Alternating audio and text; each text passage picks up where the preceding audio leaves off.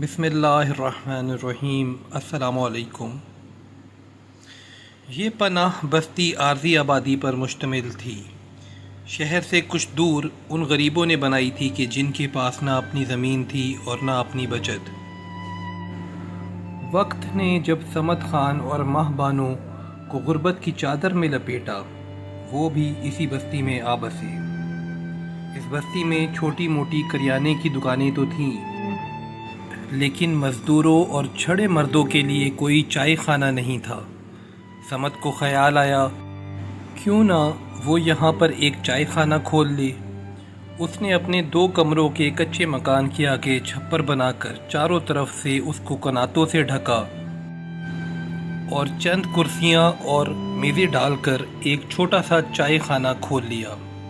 Hotel کا سامان اس کو اس کے ایک پرانے دوست نے عنایت کیا تھا، کیونکہ اچھے وقتوں میں دونوں دوست ہوا کرتے تھے اور تفریح کی جگہوں پر اکٹھے جایا کرتے تھے۔ صمد خان کی دیکھا دیکھی اس بستی میں چند اور بھی چائے خانے کھل گئے، لیکن صمد کے چائے خانے کی تو بات ہی کچھ اور تھی، کیونکہ یہاں چائے ماہ بانو خود اپنے ہاتھوں سے بناتی تھی۔ چائے بنانے کا سامان چولہا وغیرہ گھر کے صحن میں تھا، اور چائے خانہ چھپر تلے کہ جہاں چائے کے شوقین گاہک 2 گھڑی کو خالص دودھ پتی والی چائے اور گرما گرم پکوڑوں اور سموسوں سے لطف اندوز ہوتے تھے۔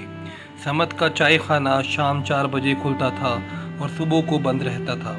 اکثر بستی کے مرد مزدور پیشہ ور تھے، وہ شام کو لوٹتے تھے، تازہ دم ہونے کو صمد کے چائے خانے کا رخ کرتے۔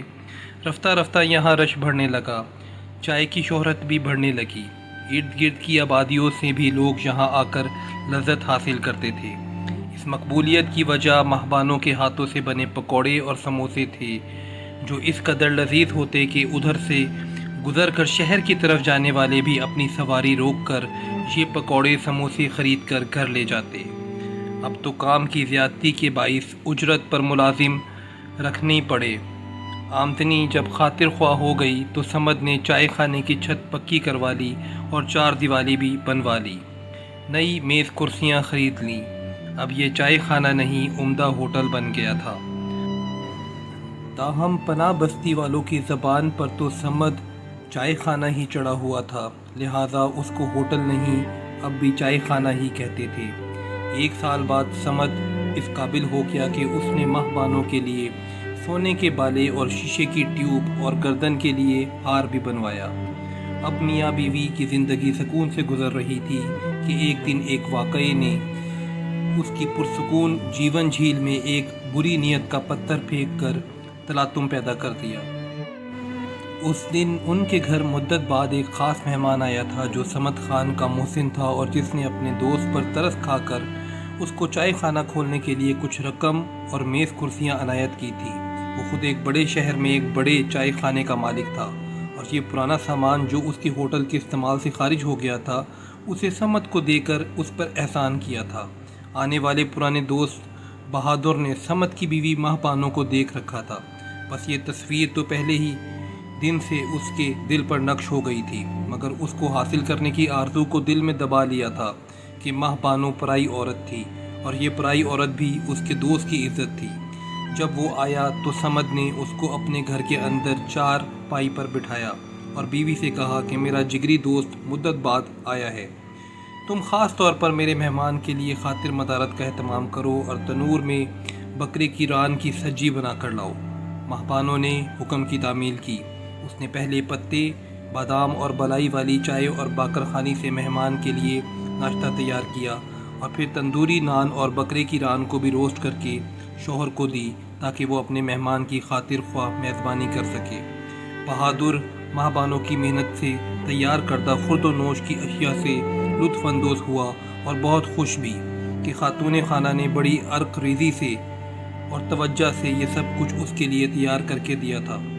جاتے ہوئے اس نے ماہ بانو کا شکریہ ادا کیا اور اس کے شوہر کو باتوں میں لگا کر اپنے ہوٹل پہ لے آیا۔ وہ ہوٹل کے پس پردہ دراصل فحاشی کا اڈا بھی چلاتا تھا، جس بات کا علم صمد خان کو نہ تھا۔ اس نے دیکھا کہ یہاں کا ماحول تو پہلے جیسا نہیں رہا اور کافی بدل چکا تھا۔ چائے خانہ تو سامنے کے حصے میں موجود تھا، مگر پچھلے حصے میں جہاں بہادر نے اس کو بٹھایا वहाँ मुख्तलिफ उम्रों और शक्लों के लोग बारी बारी खूबसूरत गिलासों में सुरख पानी पी रहे थे, जो कहवा तो हरगिज़ न था।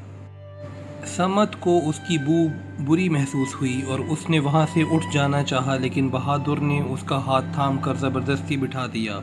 इस वक्त बहादुर ने इशारा किया तो एक लेडी वेटर हाथ में ट्रे थामे आ गई और गिलास समद के होंठों से लगा दिया। समद ने कहवा जाना, मगर उसको बू अच्छी ना लगी। बहादुर ने कहा, मेरी जान की कसम है, दुनिया के सब गमों से आज़ाद हो जाओगे। मुझको अल्लाह के फजल से कोई गम नहीं है। मेरे हाथ से पी लो। गिलास उसने ट्रे से उठाकर उसके होंठों से लगाया तो वो दोस्त की खातिर उसने उस मशरूब को जहर मार कर लिया। थोड़ी देर में उसको सरूर आने लगा और जहन को हल्का फुल्का महसूस किया। इसके बाद ये रोज़ का मामूल हो गया। बहादुर आकर उसको अपने अड्डे पर ले जाता और सुर्ख मशरूब से तवाज़ा करता, जिसकी मिकदार दिन ब दिन बढ़ती गई, और फिर शराब व शबाब ने उसको कहीं का न रखा। ज़्यादातर हर वक्त नशे की हालत में रहने की वजह से वो अपने चाय खाने की तरफ से लापरवाह होता गया। अकेली औरत ज़ात माहबानों के लिए चाय खाने को चलाना दोभर हो गया। वो बाहर गल्ला संभालती और अंदर किचन का काम भी करती, मगर ग्राहकों को चाय पकौड़े समोसे पेश ना कर सकती थी। एक मुलाजिम लड़का रखा, वो चंद दिन बाद भाग गया। दूसरा रखा, वो किसी दिन अचानक छुट्टी कर लेता। इस दिन होटल बंद रखना पड़ता। इसके बाद तो फिर होटल हर दूसरे तीसरे दिन बंद ही रहने लगा, क्योंकि समद के मिजाज में तब्दीली आ गई थी। वो ग्राहकों से तुर्श होता गया। अगर कोई ग्राहक चाय में मीठे की कमी की शिकायत करता, समद बजाय उसकी शिकायत दूर करने के बिगड़ जाता।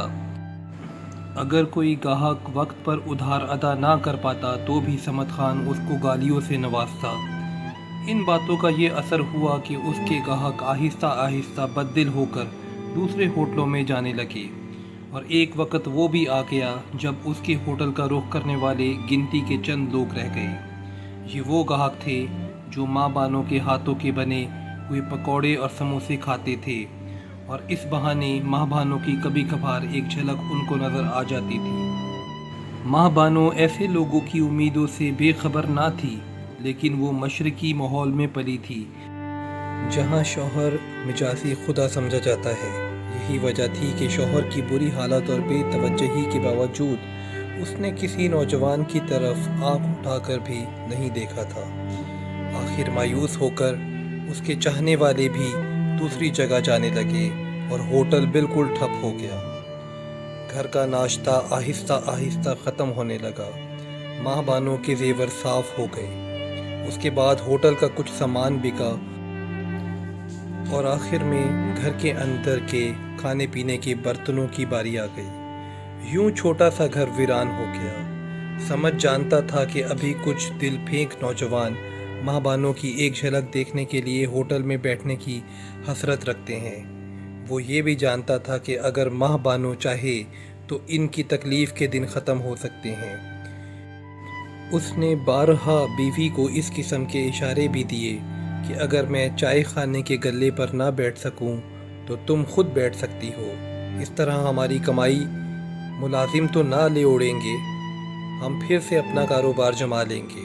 बीवी खूब समझती थी कि अब कंगला हो जाने पर उसका शौहर उसको मालिक की गद्दी पर ग्राहकों के सामने बिठाना चाहता है। आखिर एक दिन उसने महबानों को साफ साफ कह दिया कि अब ये होटल तुम चलाओगी, किचन का काम मुलाजिम करेंगे और तुम गल्ले पर बैठोगी और ग्राहकों पर नज़र रखोगी। तुम ही चाय खाने को बाहर से संभाल लोगी। मैं पाबंदी से पहले की तरह ये काम सर अंजाम नहीं दे सकता। मेरी सेहत ठीक नहीं रहती है। अब ज़िंदा रहने की बस यही सूरत बाकी रह गई है कि तुम ग्राहकों को खुद संभाल लो। ये कहकर उसने महबानों को गौर से देखा। फाकों के बावजूद उसमें भरपूर कशिश थी, बस ज़रा मेकअप की ज़रूरत थी। फिर उसने बीवी से कहा कि वो अब मुनासिब मेकअप किया करे और कोई अच्छा सा सूट पहनकर ग्राहकों से पैसे खुद ले लिया करे। ऐसा तुमने सोचा भी कैसे? मैंने नहीं सोचा, बहादुर ने सोचा है। गुर्बत को शिकस्त देने के बहुत से तरीके होते हैं। उसने ही मुझको समझाया है कि मुसीबत से लड़ने का एक तरीका ये भी है कि तुम मालिक की गद्दी पर बैठ जाओ। वो आने वाला है ताकि तुमको भी समझाए कि औरतों को मर्दों के साथ काम करने की ज़रूरत है। उसने भी अपने होटल में वेटर्स औरतें रखी हुई हैं। देखो इसका होटल कैसे चल रहा है, हर वक्त ग्राहकों से भरा रहता है और दौलत धन की तरह बरसती रहती है। समद की बातें सुनकर महबानो खौफज़दा हो गई। उसने चौंक कर शौहर की तरफ देखा और ये सोचकर उसकी आंखों से आंसू बहने लगे कि उसके शौहर की गैरत को क्या हो गया है। क्या वाकई नशा इंसान की गैरत को ख़त्म कर देता है? उसको सोचते पाकर समद ने सख्ती से हुक्म दिया कि तैयार हो जाओ और अच्छा सा सूट पहन लो, अभी बहादुर आने वाला है। महबानो ने ऐसा करने से इनकार कर दिया तो पहली बार उसका मिजाजी खुदा उस पर बिगड़ गया और महबानो के मुंह पर थप्पड़ मार दिया और परे धकेल दिया कि वो फर्श पर जा गिरी। 2 दिन की भूखी है और अब भी अकड़ दिखा रही है। माँ बाप तेरे मर गए, अब आखिर कहाँ जाएगी? मैं अभी आता हूँ आध घंटे में। मेरे आने से पहले हाथ मुंह धोकर तरोताज़ा हो जाना। ये कहकर वो कमरे से चला गया। उसके जाने के बाद महबानो से सख्ती हुई उठी। उसने फैसला कर लिया कि वो मर जाएगी, लेकिन किसी कीमत पर मर्दों का निशाना न बनेगी, वरना कल तक जो उसके हाथ की बनी चाय और पकौड़ों के आशिक थे, उसके आशिक गाहक बनकर आने लगेंगे। उसने चाय खाने में भागते दौड़ते चूहों के लिए लाई गई जहर की गोलियां उठाकर फांक ली। खाली पेट में इतनी सारी गोलियों ने तेज़ी से काम दिखाया। तकलीफ़ बढ़ने लगी जो उसकी बर्दाश्त से बाहर थी। उसका जी चाहा कि वो बाहर भागकर किसी को बता दे कि उसने जहर खा लिया है, ताकि कोई उसको अस्पताल ले जाए और जान बचा ले। उसने उठकर बाहर जाने की कोशिश की, मगर दरवाजे की दहलीज पर ही गिर गई। शायद बदन में ताकत न रही थी, या फिर ये सोचा होगा कि जिस्म के पिंजरे से अपनी बेबस व बेचैन रूह को आज़ाद ही हो जाने दे। उसकी रूह कफ़से अंसरी से परवाज़ कर चुकी थी। उसका शौहर कमरे में आया तो उसको वो दहलीज पर ही पड़ी मिली। उसके साथ बहादुर भी था। दोनों ने मिलकर उसको उठाकर चारपाई पर लिटाया और उस पर चादर ढाँप दी। अब समद खान के मुंह पर हवाइयाँ उड़ रही थी और खौफ से उसका रंग पीला पड़ चुका था। बहादुर ने पुलिस को फ़ोन किया। थोड़ी देर बाद पुलिस आ गई। वो महबानो की लाश के साथ समद को भी ले गए। घर को ही नहीं, उसके होटल को भी ताला पड़ गया और पहले जो समद का चाय खाना मशहूर था, अब वो भूत होटल के नाम से पुकारा जाने लगा। मोअज़्ज़िज़ साथियों, मज़ीद कहानियों के लिए इस चैनल को सब्सक्राइब करना मत भूलिएगा और लाइक भी ज़रूर कीजिएगा। शुक्रिया। अल्लाह हाफ़िज़।